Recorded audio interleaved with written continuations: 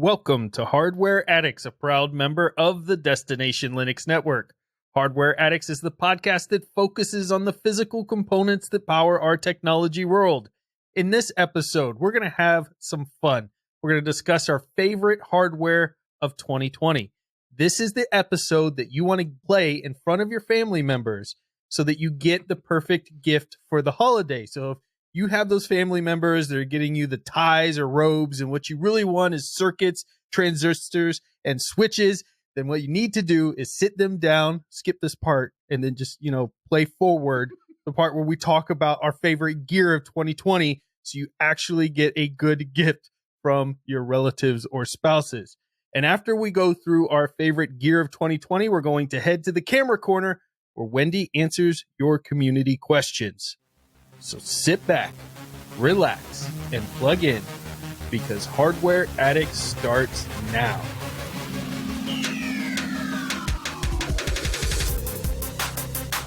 I'm Ryan, your tech guide through the universe, and with me today are my two co-hosts, Wendy, our resident photographer extraordinaire and hardware enthusiast, along with Michael, the software sage and hardware padawan. Let's find out what tech adventures everyone has had this week. Michael, did you do anything fun with hardware this week? I did. In fact, I have a new microphone set up. Ooh, look at you. Yeah. What kind of microphone did you end up getting? I got a Rode Pod mic. It's a XLR mic, and it's pretty awesome. And I have a mixer for it as well. It's a mixer interface combination thing, and it is so far working fantastic. I still don't understand the vast majority of what this mixer can do. So I just kind of set it up, got it to work, and was like, okay, for now, that's good enough. I will figure out the rest of it. All kinds of buttons and switches. Oh my, like you're sitting in the Star Trek Enterprise, and you can just push a bunch of buttons and do different things and make different lights come on. It's got buttons, knobs, sliders. It's even got like special effects like echo modes and whatever. I don't know how to use them, but they're there. So you would never need it, but you have it, and that's what matters. That is what matters, yes. Yeah. Awesome. And the brand of the mixer that you got? It's a Zeddy. That's a Zeddy 10FX. That's the mixer I got. And it works well with Linux? It works flawlessly. Just right out of the box, you plug it in. Plug and play. Go. Yeah, it doesn't even like, even when I'm having the systems everything's already connected and there's another microphone or whatever, I just flip the switch, flip the switch on the power button, and then it's just ready to go instantly. It's very seamless, and how is it in Windows 10? I have no idea. I don't use that. Darn, trick question. All right, Wendy, what have you been up to this week? Well, we got a couple of things going on. So internet issues seem to be a constant problem with me, and my internet has been kind of flaky. Been on the phone with the internet back and forth, and then my internet completely dropped out on Sunday. And of course, that's the day that nobody's in the office. And did you check to see if Magneto was right next to the router? He wasn't. He wasn't anywhere near it at the time, amazingly, even though he does have a tendency to disrupt force fields and mess with computers. But it wasn't him this time. Yeah, we're trying to help you out. So you called the internet. What number do you call to reach the internet? My internet service provider. I don't. Oh, okay. I thought it was like 1-800-INTERNET. This is the internet. I mean, well, the internet is just a series of tubes. It's just, yeah. Well, I'm sorry you're having internet issues, but I'm glad it came back just in time for you to record with us today. Just in time to do the show. Well, one of the issues was one of those like super dumb things that you forget to check, right? I had cycled my router. I'd cycled our connection, power cord that comes into the house. I'd cycled both of those things. I'd unhooked the line from my router, hooked it directly into my computer. I still had no internet. And of course, when our service provider called me back to troubleshoot, I was not at home. And he said something along the lines of the cable. And I'm like, oh, you dumb, right? That's the one thing you haven't checked. Is the Cat6 cable that is connecting the antenna on our roof that comes into the house, into the router, is that cable good? So when I got home, I swapped it out, and guess what? The cable was bad. It was a cable. This simple little piece of hardware that you hardly ever think about That's the part that was bad.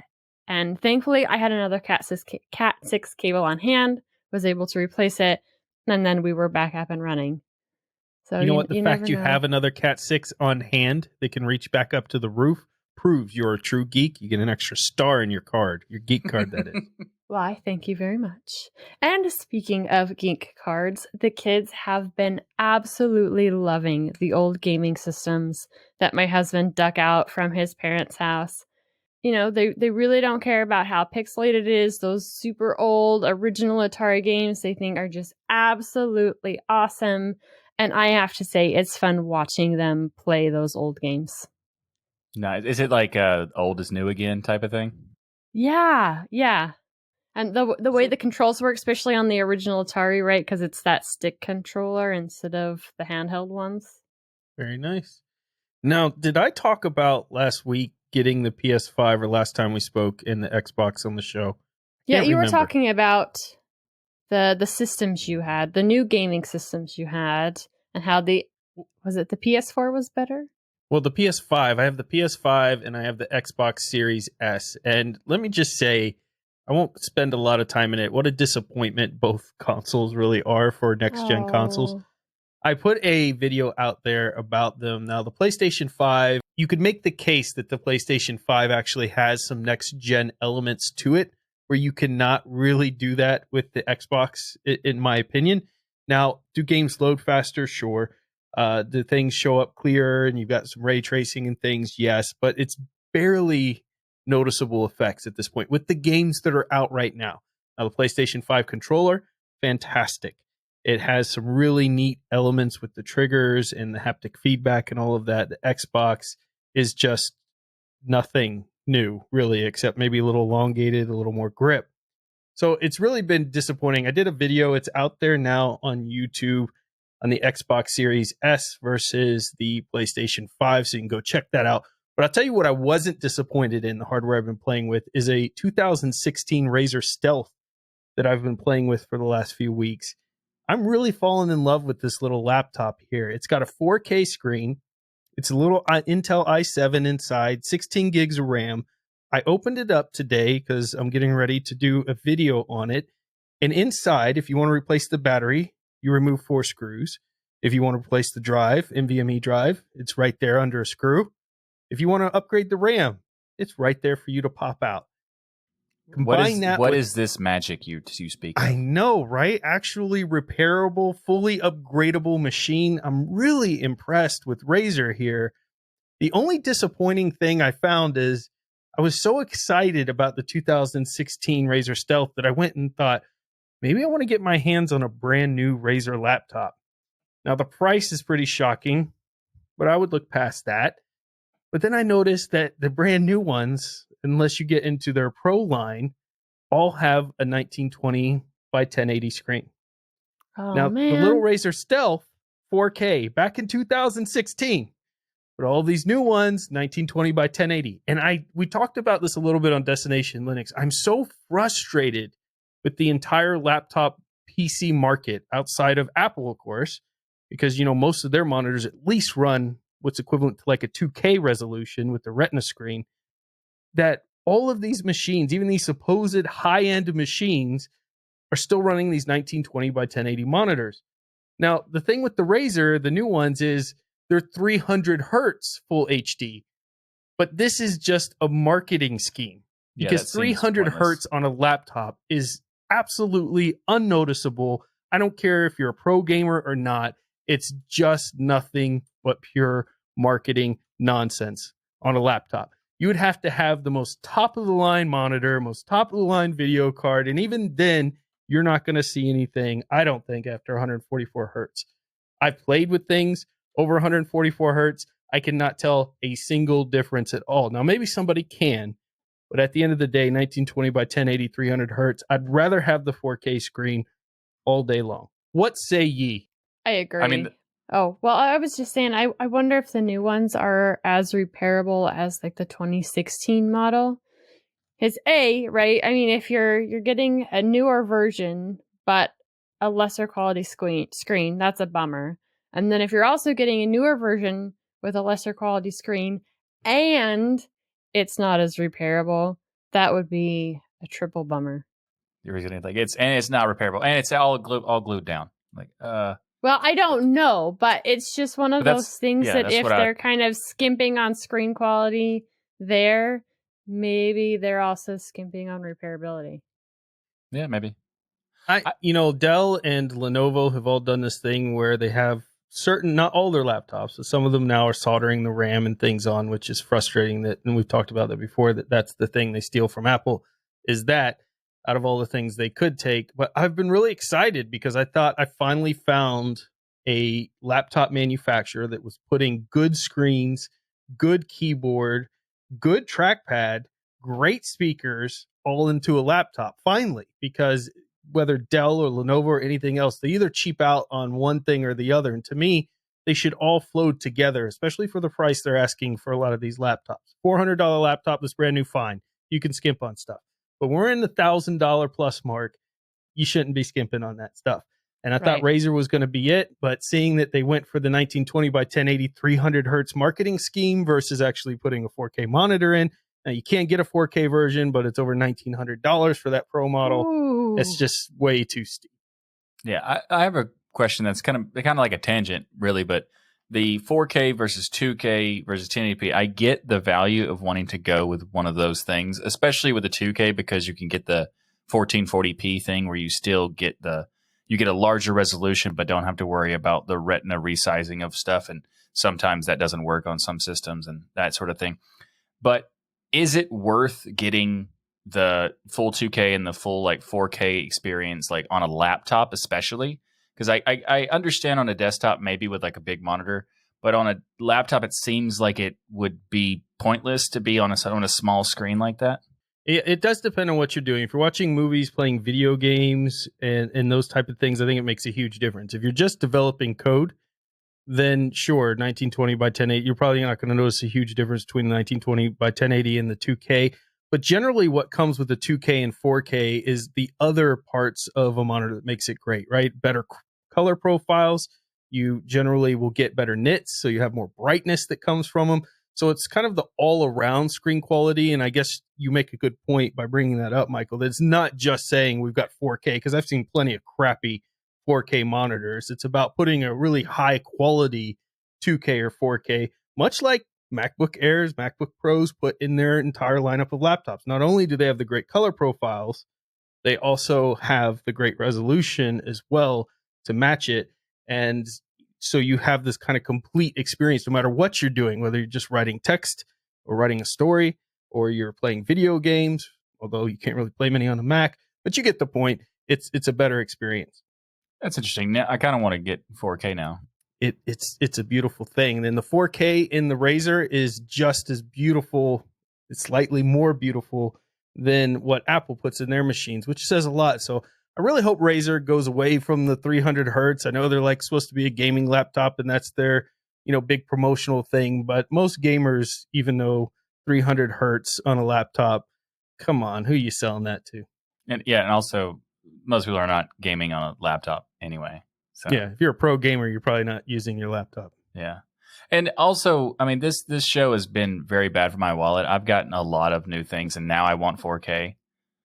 I'm second guessing my decisions. This is a bad thing. Well, I mean, bad for my wallet, I guess. Nobody likes your wallet. Yeah, That's doing true. a show I with don't Matt's been bad because I've bought more games, and now with a new game-related show coming to the network, I can just only see this getting worse and worse. So, all of our wallets will suffer together. Absolutely. That's the spirit.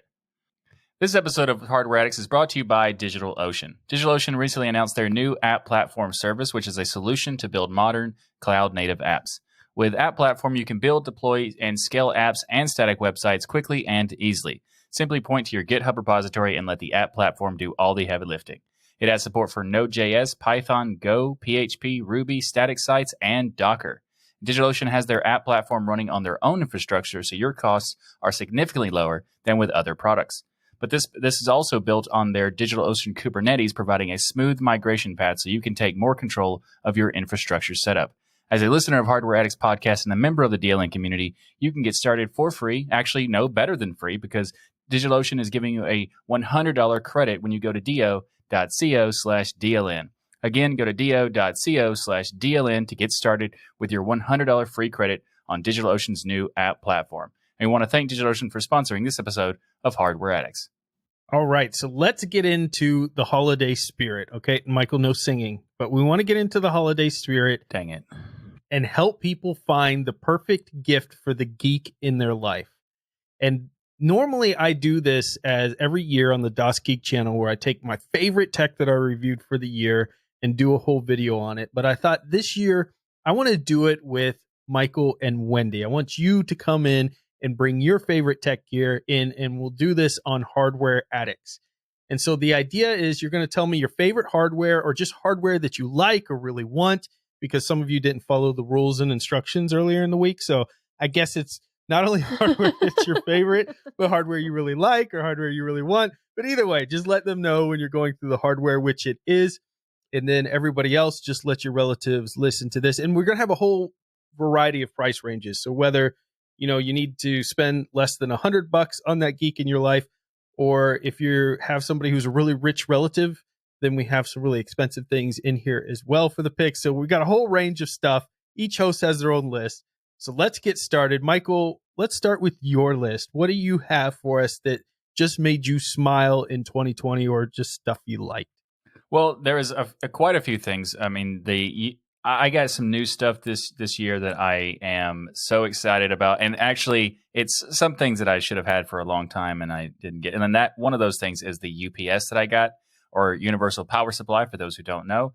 And it is allow you to have a battery backup. So if something goes wrong and your power goes out or whatever, you don't have to worry about a flicker destroying whatever you're doing on your computer. And that has something that you should already, if you don't already have it, or you know someone who's into tech and doesn't have it, they need to get one of those. And I also needed to get one, and multiple times proved it. It's a life changer. Yes. I mean, when power goes out and flickers, you have a $1,000 plus computer or other equipment hooked up. It could cause surges and issues and destroy your components inside. But also, if you're in the middle of doing something really critical, you forget to save, the power flickers out because of a storm or something coming in, that UPS kicks in, saves the day. It's such a critical piece of a good setup. Yeah, absolutely. And it was actually kind of funny because I was like, yeah, sure, I could probably get one of those or whatever. And then within, I think, 3 days of hooking it up, the power goes out during one of the podcasts, and it was saved because I had one of those, and it didn't matter because it only flickered for 3 seconds or something. And it's like, well, okay, now it just paid for itself immediately. Fantastic. Yep, and connect your router to it, and you still have internet. Yeah, exactly. It's awesome. Getting a NAS for a network attached storage is also one of the things that this year I got that has saved me a lot of hassle and effort, so I can store all of my video files or podcast files onto it rather than having it directly on my computer, because they take up a lot of space. And it's a lot cleaner to not do that. What kind of NAS do you have? Do you remember? I know it was gifted to you. It's a Netgear Ready NAS. Nice. Netgear Ready NAS. So I have the Synology. I have two Synologies. I think a 216 SE and a 416-ish. Don't quote me on that, but somewhere in the 4 range. And I just love Synology. I think they make a great product. Works in all the different operating systems. Very easy backup. But a NAS is definitely a great gift for somebody, and something that everyone could use multiple of. Yeah, for sure. And also, just a couple more. This one is not a new one, but I think this is a game changer for those who have never experienced it, I should say. I did not ever consider a mechanical keyboard to be something that was necessary. I would always say, I can use a regular keyboard. It's fine. The chiclet keys or whatever it's called, those are all fine, whatever. And then I tried a mechanical keyboard, and within 15 minutes, I get it. Never mind.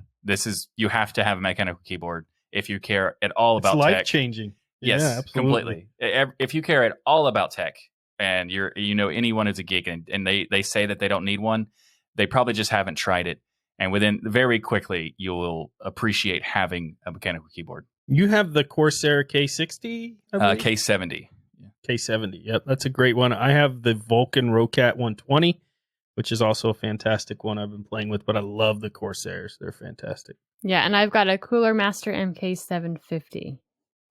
Nice. And I love it as well. Yeah, it changed my opinion completely because I always was like, no, I have a box of just old keyboards, and I look and I'm like, ew, how dare you just go away. Get out of here, you gross $8 keyboards from Walmart. Actually, well, one it's of them was. amazing how much more accurate you can be with the typing and how much easier it actually is on your fingers. So not only do I have a mechanical keyboard, but I put the rubber O-rings on mine. So for one, that helps with bottoming out. So the key goes all the way to the bottom. I have the click because I do have brown switches or blue switches, but you don't have so I have the click from the key press, but I don't have the clack from the key bottoming out. Interesting. And that also helps with finger relief. So you've got that extra padding as the key goes down. I absolutely love it. It was worth taking the extra time to put those on. I think a lot of people believe mechanical keyboards are something that's just for gaming and stuff, but keyboard ghosting is what it's called when you're pressing keys and they're not registering, especially if you're starting to type faster and faster.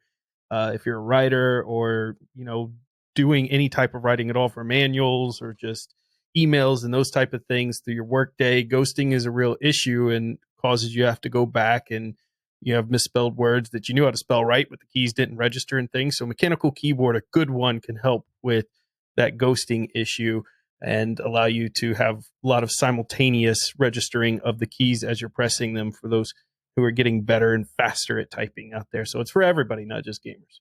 Something I want to get rather than have or looking to, I just want it. And I know I'm probably going to get a little bit of some snarky comments, I guess. And that is, I kind of want some RGB lights to put in my studio setup. Michael needs rainbow vomit for Christmas. Rainbow vomit it is. I'll add it to your Christmas list, Michael. Perfect. I mean, it just adds so much to the environment, and also at least 5 frames per second. Obviously, we've proven that. So if you take a Raspberry Pi and you add a microphone to it, and then you add the RGB lights interconnecting to that. So you have the interface with your Raspberry Pi. Then you make it so that if you yell red alert, the lights in your room go all red, and then you have some sound effects go off like you're on the bridge of the Enterprise. That is the only acceptable use of RGB lights. I'm very tempted to do that now. But I mean, how awesome in the middle of recording, you'd be like red alert and then lights go red. Yeah. I wasn't intending that, but that does sound like a fantastic idea. Great. And then Ryan complains because Michael's doing that all the time and you guys can't get through a show and it's really hard just to red edit. alert Yeah, every that sounds so much fun. So are you're wanting the strip lights or are you wanting the bulb ones that you can control with a device? Well, there's actually what I'm looking at is more like a studio type of light where they're basically like little rectangles that allow you to do more control over a lighting setup. So it's a combination of being RGB, but also has the regular light colors for like tungsten and daylight and stuff like that. And that would be for the studio setup approach. And then also maybe the strip lights for environmental, whatever. But the interesting thing is that the strip lights are very cheap. And the studio light that I want is a pretty expensive thing. It's like $100 or something for one light. And that's not bad. Yeah, it's a very flexible light, not literally flexible, but in terms of like functionality and stuff. So I'm very, very close to clicking that add to cart thing.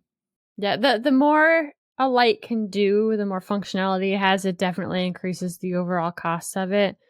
But I say it's worth getting a light, especially if you can do for just regular lighting differences in the color of the light. It helps you match color, help you set whatever mood you're trying to go with. And you can do that with your rainbow vomit as well. Yes. Can't wait. Life's complete. All right, one more item. Michael, is there anything else you'd get people? Well, there is something else that I think that would be very, very valuable to, especially anyone listening to this, or anyone who might be interested in hardware in general, and that is Hardware Addicts merch that you can go to dlnstore.com to get the brand new Hardware Addicts merch, like T-shirts and hoodies. We have merch. We have sure merch do. Now? We sure do. Oh my gosh! So It's going to be hoodies and T-shirts and mugs and a bunch of other stuff. So go to dealinstore.com and get your Hardware Addicts merch. Nice. That's definitely a great gift, especially if you're listening. If your loved one sat you in front of this podcast to listen to this segment, Deal In merch, definitely a good one. Wendy, take us into your list of your favorite items of 2020 or great gifts for 2020 or whatever you decided to list out here. Well, some of my favorite things, a portable speaker is kind of a must-have around our house. You know, not only do the kids listen to it on a regular basis for their music, but this one that we got this year is pretty specific to the phones we have. So I have a Moto Z4, and one of the advantages of this line of phone is it has the attachments that you can put on the back of it. So it's got contacts, you can put different attachments on it. And one of the ones we got was a speaker that can go on the back of the phone. It is so nice for when we're maybe up in the mountains and have some music going. Everybody can hear it. We're around the house, whatever. I love this speaker. So a portable speaker in general is a great gift to get someone who enjoys their tech and enjoys the music, wants to be able to listen to it off their phone. But if you have a Moto Z4, or you're thinking about upgrading a phone, it's a great one to get and a fantastic mod to get with it. I mean, I absolutely love the thing. I love the Moto Z4 for its modularity. I think that's such a cool idea that I wish would take off with other phones as well. I really wish it would. On the other side, you know, not on the list, but I guess an honorable mention would be we got a projector also for this line. So projector is another great gift, but this one still attaches directly to the phone. We've downloaded movies and then taken it up with us to the mountains and had an old projector screen. And so we've watched a movie up in the mountains. We've taken it and used it to project a movie onto the ceiling, you know, lay on the floor and watch a movie looking up at the ceiling. It's so much fun. You can do so many cool things with it that not only is great for the person using it, but fun for family or friends kind of thing. They're both great. Very cool. This next one, I was kind of struggling whether I was going to put it on the list or not, because there's some really great pros and then there's some really big cons. I got a Fitbit Versa 2 for Christmas last year. So I've had this watch now for a little over a year. And I have to say, if you are looking for gear that really helps you track your workouts, the Fitbit is the way to go. I mean, it is amazing at tracking that stuff, heart rate and all of those goodies when you're doing your workouts. If you are looking for a smartwatch, I would say don't get this one, because while it has great workout functionality, its smartwatch capabilities are really lacking. And I was coming from a smartwatch before. So you can still answer your phone from it. You still get notifications. So some of those things still work, right? You're going to get those key things from this watch, but you're not going to get, say, something with as much functionality as an Android watch or one from Tizen or even an Apple Watch. So this is amazing hardware when it comes to workout tracking, and I've absolutely loved it for that. So it's still on the positive side, though it's not, I wouldn't call it a smartwatch. It is definitely a fitness tracking watch. I hated the idea of smartwatches until I got the new Apple Watch because of the fitness aspects in it. And it yells at me, which makes me just laugh and also obey it for some reason. It's like, stand up, you fat monkey. You've been sitting for 20 minutes. Well, it doesn't really say that, but it dings at me and says stand up and breathe and do all these different things. And you know what? It's actually started to get me moving so much more because it has these little rings around it on the watch. Every time you look at it, it tells you how much you move through the day. And subconsciously, when you're looking at the time and things, you see that and you're like, holy crap, I've been lazy today. And it just makes you move more and get up and breathe right. And it tracks your heart rate and your pulse and will tell you, hey, seems like you're getting really stressed out. I'm like, yeah, I'm yelling at people.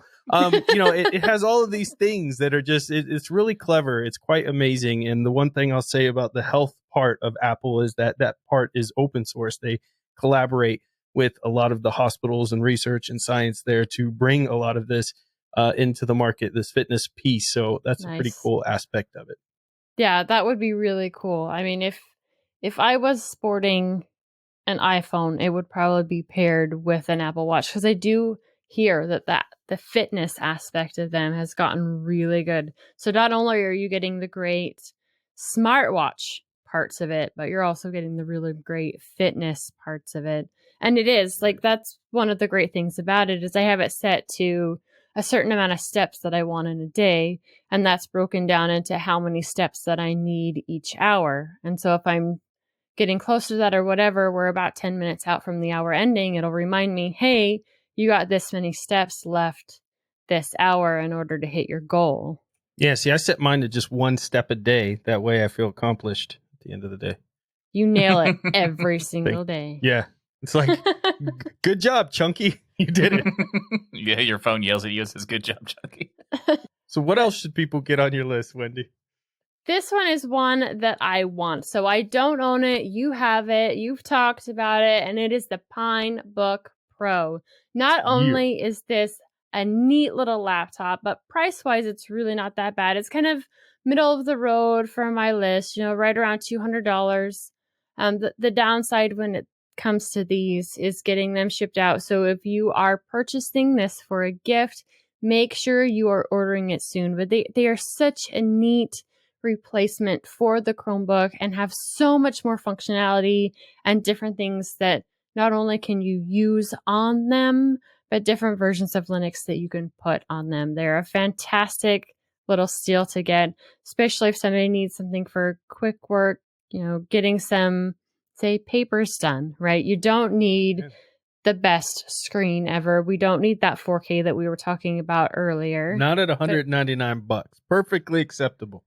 Yes, absolutely. It's a fantastic little laptop that I would love to own myself. So am I recommending it as somebody who's used it? Nope. I'm recommending it as somebody who wants one so bad. I love it. Speaking of that, so the next one is along the same lines. And every time Michael talks about his, I'm super jealous, and that's his standing desk, right? I am envious of his standing desk and want one myself. And it comes along the same lines as having the fitness tracker. We're doing the podcast and I'm sitting down, or the super fun Game Fest. I love those, but I would love to be able to raise the desk, stand up, be able to move around a little bit while playing some of those games. So a standing desk is one of those big things on my wish list, and they range anywhere from like $200 to $500. It depends on what kind of setup you get, how adjustable it is, those kind of things. So get the person in your life that spends I'm jealous of hours. that of Michael's as well. Yeah. Yes. Yeah, to be clear, for those who are listening and not sure, just to be clear that the standing desk we're talking about is a sit-stand desk where it goes up and down, because there are just regular standing desks you can get that are just always standing. The sit-stand desks are fantastic. There's a lot of versions, and the problem is that there are some desks that have ridiculously worthless features but insane prices. So be sure to, look around to see what you're getting, because I found one desk when I was first looking to get mine, and they had a sit stand desk that was $800. Didn't seem like a huge amount of money, but it was a hand crank. You're like, what? Why would I crank? And also it was a hand crank on the top.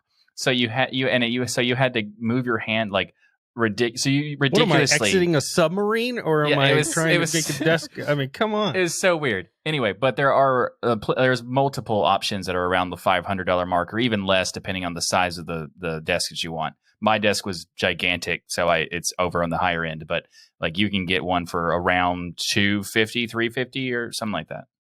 And that's kind of what I was meaning, is that adjustable ones where you can sit down or stand up. The ones that are adjustable, because I mean, sometimes you want to sit, right? But other times you want to stand. For sure. And you want to get a stool so you can sit in the middle, do some active sitting. Yes. No, what? Nobody needs a stool, Michael. You and do active speaking sitting. of things that you need to sit up, instead of the light that flashes, you still need that buzzer that buzzes Ryan every time you sit on your stool. I'm with you. Yeah, that would be cool. Exactly. But never go off, because nobody sits on stools. It's the crappier version of a chair. Well, I mean, fair enough. But just a quick note for those who are interested in a sit-stand desk, and this is also for Wendy. There are some desks that don't have programmable presets. You must get one of those ones that have presets. They are absolutely necessary. So much easier in the quick adjustment back and forth. Oh yeah, you And you're already putting the effort in standing. You don't want to have to like Yeah. push a button for a long time or anything. That's exactly why. Yeah. All right, Wendy, what's your last item on your list? The last thing is also a big wish list item, and that is my own Sony mirrorless. You guys have gotten yours. It's time for me to get mine. That's definitely one of the biggest things on my wish list, not only for the size of it, the great image quality, but also the great way that it does video. And I would love to be able to do some more video stuff. And the Sony mirrorlesses pack it all in, something in the 6000 series or maybe their Alpha series. Either one of those would be fantastic.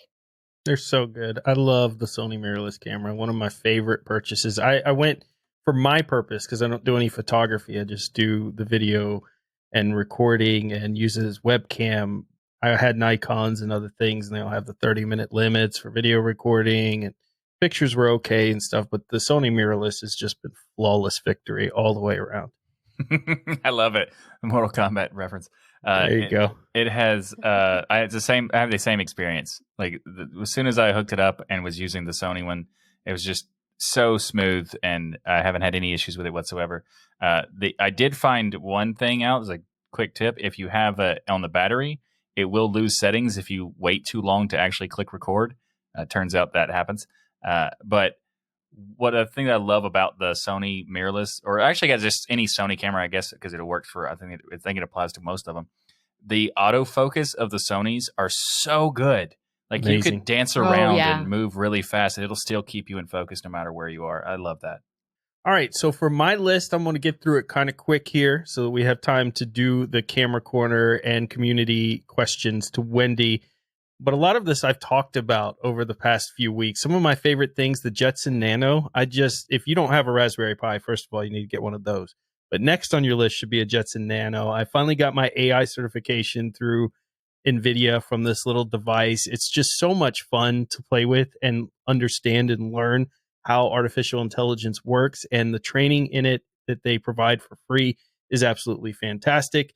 And if you complete that training, I think you have to create 2 AI modules and do 2 tests. You get kind of a nice certification to add to your resume as well, certifying that you understand AI and elements and how it works and things. So very, very cool project. I know it's weird that I got certified being I'm the guy that turned and created Michael AI, which by itself should get me a degree. The Michael AI on my GitHub. But, this is just as advanced out there. So Jetson Nano, around $59. Great gift if you have a geek in your life and want to get them something really nice. The Leon Lee TU-150 Mini ITX case, I think, is one of the greatest built cases I have ever used. Everything from the quality of the corners and edging to the airflow that they have in this little case, the handle, the thickness of the metal, the quality of the build. It's just all around a fantastic case. And I'm so happy that it is, because I just had this fascination, as I talked about in the prior episodes when I first got this with Leon Lee, that I couldn't afford it when I was younger because it was the brand. And then that kind of faded away. But it's interesting to see Leon Lee still making these incredibly premium cases out there. Especially with that handle. Oh, yeah, you got to have the handle. Yes. I mean, in case I ever have a LAN party, that's the thing anymore. And the PlayStation 4 VR, I think, was a big shocker for me. So I had to add it to the list. I didn't expect. I've been kind of Michael knows, a naysayer on VR because I just hater is what you should call it. Yeah, because people have been inflating it and saying, oh, it's gonna bring trillions of dollars to the industry, and it's basically gone nowhere. It's been a very slow ramp. But when I put on that PlayStation 4 VR, I've just had so much fun. I've continued to have so much fun with this device. So if you have a PlayStation 4 or PlayStation 5, because it works with both, VR can add a whole new experience, and you kind of get a workout while you're gaming, which is nice, especially if you play Beat Saber. I mean, you don't kind of get a workout, you get a heck of a workout if you're playing things like Beat Saber in there. So it's video games that make you move. I think it's pretty cool. For headphones, because I think one of the best gifts you can give anybody is the experience of good audio. Many people go out there, they go to the local retail store, they buy whatever's the cheapest, or maybe they spend 20, 30 bucks on a pair of headphones and they listen to the music and think it sounds fine. But if you get into the high quality audio, it is a completely different experience. It's something you'll look forward to at the end of the day. You're like, I can't wait to put on my headphones, block out the rest of my family, and listen to some fantastic music. And the Sony WH-1000X M3s are the ones that I have. They're just absolutely amazing noise cancellation, great mids, great treble, great lows. They have just a fantastic sound stage overall. I think they are a beautiful pair of headphones. At $279, you're going to pay for it a little bit. That's not terrible considering I think they're more in the $500 class of headphones personally. Nice. They sound much better than my $10 pair of earbuds from... We got you on the mechanical keyboard. We got you with the UPS. Now we got to get you with some good headphones. They'll change your life-changing experience. You know what else is a life-changing experience? Any Ryzen CPU. Just buy any one and give it to the geek in your life. They're going to be happy. The more expensive, the probably higher end, but even the lower end ones, the $100 Ryzen CPUs that they have out there are just little fantastic CPUs that you could do a build around and have you could get a ton of fun with. Like an older gen version, like a 2700X, and still have a fantastic experience. Oh, without absolutely. a doubt. Yeah. And then from a laptop standpoint, I've been thinking about this long and hard. I almost switched to Razer here, but I think out of all the laptops I've had this year, and you guys know it's over a dozen different brands of laptops and types, I think Dell XPS is still my favorite. The full unibody aluminum frame, great screen, although a lot of them are 1920 by 1080. They do have some 4K options, amazing glass trackpads, lots of ports in them, USB-C support, great keyboard, all the good speaker placement and good speakers, the XPS line specifically. Dell has some dogs out there, so I'm talking about the XPS line. I just think it's a fantastic laptop all the way around. And I've had everything from the 2016s on up, and they've always impressed. The one caveat is that they have some of these XPSs now soldered on RAM, and I would avoid those at all costs. I will give Dell this, at least they mention it in their specs when they do solder the RAM when you're going on their website. So if they say that, then avoid that because that's just crap. But get the one with the unsoldered RAM and you'll have a great experience with the Dell. So 2016, 2017-ish Dell XPS. It's just a fantastic machine to get somebody like kid or whatever. Get it used if you can. If the type of people that will deal with used stuff or you're comfortable with that, you can get a fantastic experience on the laptop. But Dell XPS, still my favorite laptop. Nice. All right, so that's all of our gifts there for the geek in your life or for yourself. Heck, buy this stuff for yourself. Don't even wait for somebody to buy it for you. I think this is a nice range of products, everything from $50 on up, and actually less than that if you go to the Hardware Addicts DLNstore.com. That's right. And just pick up some swag there. Yeah. Or RGB lights. I mean, you can probably pick those up for $5 because nobody wants them but Michael. So there's Apparently. all kinds of great things out there. So I hope you enjoyed that segment, and thank you both for coming on and giving us your picks for 2020. This episode of Hardware Addicts is sponsored by Bitwarden. Bitwarden is the password manager that we use and trust. Bitwarden lets you set up things like a PIN to easily access your passwords, as well as additional authentication such as master passwords, adding phrases to fingerprint security, all to keep your passwords safe. Bitwarden is the easiest and safest way for individuals, teams, and businesses to store, share, and sync their sensitive data. Go to bitwarden.com/DLN to get started for free. Bitwarden is the password manager that I use and trust because it is 100% open source. You can A, self-host it, and B, they do security audits. Not only can you go to their website and see when they've done them, but you can also get a report of what they found. Go to bitwarden.com/DLN to get started for free. Want the premium account like me to get those extra features like 1 gigabyte of encrypted storage, 2-step authentication, Vault health reports, priority customer service? That's all just $10. Just $10 per year, and you could have all those amazing premium features. Make the smart move like many of the people in the community have. Go to bitwarden.com/DLM to get started for free. If you are like me, though, you'll really want to show your appreciation for this amazing open source project. That premium account starts at only $10 per year. Thanks to Bitwarden for sponsoring this episode of Hardware Addicts. Also, Bitwarden is doing something that's super interesting right now. Go to the opensourcesecuritysummit.com because they are launching their Open Source Security Summit, which is a virtual conference that is happening on December 10th this year, so very soon. And they're going to have some cool speakers from HackerOne, NASA, and Red Hat, and a bunch of other stuff. So go to opensourcesecuritysummit.com to learn more. All right, Wendy, take us into the camera corner. I hear the community had some questions for you. One even called you Judge Judy. Or no, Judge Wendy. Judge Wendy, that's it. Hey, watch it there. Oh, my bad. Yes, we have had some really awesome questions inside the discourse forum going on.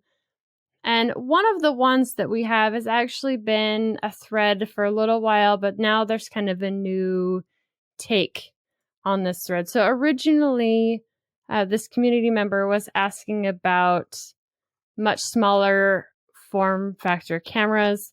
And thankfully, we had an additional community member who's worked with this style of camera before who was able to really weigh in on that. Because while I know in general about them, I haven't used them personally. So that was a little harder for me to weigh in on that side. But then he comes back in with, what am I thinking about the APS systems that are out there? So those are not your tiny sensors, but the average beginner DSLRs will have an APS-C sensor in them. And as I tell this community member, Kubuntu, right? I'm pretty sure that's how you would pronounce it. But in the past, in the beginning of this year, speaking of how things have changed through 2020, I would have 100% hands down said Nikon all the way. And one of the reasons why I would have said that is because of the lenses that are interchangeable on them that have been around since 1979. You have this massive collection of both new lenses and old lenses that you can use on this camera body. And that was one of the reasons why I loved them. Not only did they also, have great image quality, but there was just this huge selection of lenses you can have. And because of changes that Nikon had made this year, where their camera bodies themselves are no longer easily to have fixed, right? They changed the way that worked. I can no longer recommend Nikon as the one to go to. I've been recommending Sony because there's just way too much research out there showing how awesome that they are. So I've been recommending Sony in this sensor size. They also make some of those much smaller sensor cameras. You could probably go either way there, but they are one of the best cameras I've found for that. I've been recommending them out. I have not had anyone that I've recommended them to and purchased one be disappointed in the choice. Very nice. So Sony, definitely Sony. And Michael has one in the 6000 series. Nate recently got one in the 5000 series. Actually, we know how you and Ryan have somewhat of a competition with the kitchen computer. I was actually beating Ryan in the better camera for about 3 months. And then he's like, well, I'm going to go ahead and get a new one, and it's going to be slightly better than yours. Like, okay, fine. I had to win, but I haven't beat Wendy yet, so I'm still working on that one. I don't have a Sony at the moment, so, It's taking them a long time to build that supercomputer into my kitchen. Yeah, I doubt it'll ever happen. I mean, good luck. Thanks, Wendy. So nice. So along those same lines, we had another community member ask, what was the camera that I started with? And if I was recommending a camera, what would I recommend today? So Restless Nomad, very awesome name on the community forum. And so the second part of that, I pretty much covered in the last question. It would be Sony, hands down, whether you are going all the way to the very tippy top of their line in the alpha line, or you're getting something lower down. They've really worked very hard to make a quality camera. And if you're going something mirrorless, as far as I know, Sony is one of those who've been working on mirrorless for a very long time. They've got a lot of that really perfected. And overall, it's an awesome piece of hardware. And now we can go to the first part of his question is, what did I start with? And my very first camera that I actually started learning, I had an SLR before that was film, and I didn't really play with settings. Of course, you can't adjust the ISO on a film camera. The ISO is set by the film you buy. So it was my first digital DSLR was a Canon Rebel XT. Nothing super fancy, just base. And that was what I got started in learning all of those different features, getting your camera off of auto mode, right? You don't need a super expensive high-end camera to do those things. You need one that gives you the ability and one that has a decent enough sensor that even in lower light, you can get a decent image. That one now, if I was to look at its low light performance, would be absolutely horrible. It would be 15 years old. 15 years old. So yeah, it's definitely belongs in a wouldn't museum. compare. You could still get some great well lit images with it. But as far as, what's on the line price wise, there's so much better stuff. That the one I did my first paid job was the Nikon D3400, also an entry level DSLR, right? You don't have to spend a whole lot of money to get started with that kind of thing. But if I was buying one today, it would be that Sony. And he was worried about his computer actually being able to edit, but check this out. ThinkPad X1 Extreme with an AMD 2nd Gen 16-core Threadripper, 64 gigabytes of RAM, and 2 Vega 64s. Right? I mean, he is set. Too slow. Yeah. Yeah. No, that's an amazing build. Yeah, he's already set when it comes to processing them. So don't worry about the system you're running. It's absolutely solid. And then find the best camera for your budget. Somewhere in the Sony line would be my recommendation. And thanks so much for the community reaching out and asking questions. I love hearing from you and some of the fun things that you come up with. It's very interesting to hear from the beginning of the show to now you switching to Sony. It's like Marsha. So much Sony, yes. What I wish Sony would do is bring back the Vio line, but not the Vio line that they apparently have actually brought back, but the Vio line that I remember with their laptops, which was super high-end premium laptops that Sony was putting out there. They were essentially the Apple competitor in the PC market directly, just high-quality chassis, fantastic screens, and everything else. They did bring back Vio in some form or fashion, but I'm looking at the specs here, and a lot of price and not a lot of excitement with their 1920 by 1080 non-touch screens there. But at least Sony is dominating in the camera market. They're doing good in the camera market. I think they make a really solid phone. The builds of their phones have been really good. I haven't owned one that I have not liked. Right, everyone I've had, I've loved the phones, want their cameras. I think most of the other tech they're doing pretty good. It's sad to hear that they're not doing so great when it comes to laptop builds anymore, but we know they have totally capability. Could. Yeah, they totally could, and they brought back the Vio for like just name recognition or whatever. But it's weird because Sony is a company that is capable of doing fantastic hardware in so many different worlds. Like the PlayStation is a Sony, Yep. the Sony phones, the Xperias, that stuff, and also the Sony cameras are fantastic. And then they make these laptops that are like meh, but then you go like 10 years ago and their laptops were fantastic. Yeah. Very weird. It's like Sony has the capability when they put Please. their effort into it, they can make some of the best quality components on the planet. Well, that's it. Our 24th episode of Hardware Addicts is a wrap. Thank you for listening to the show that brings you your bi-weekly tech fix. And if you're not all lit up on tech yet, then be sure to check out all the amazing content on the Destination Linux Network. Head to destinationlinux.network. Check out all the great podcasts and YouTube partners available. There's so much to fill your brains with, including a brand new show Chris Weir Gamesphere. We made it rhyme. We didn't do that on purpose, but it happened. So go add that to your podcast player and learn about all kinds of gaming goodness. Remember, there's no such thing as too much hardware. Learn, build, innovate, and grow. We hope you enjoyed the show. We'll see you next time for another episode of the gift wrap that keeps on giving, Hardware Addicts.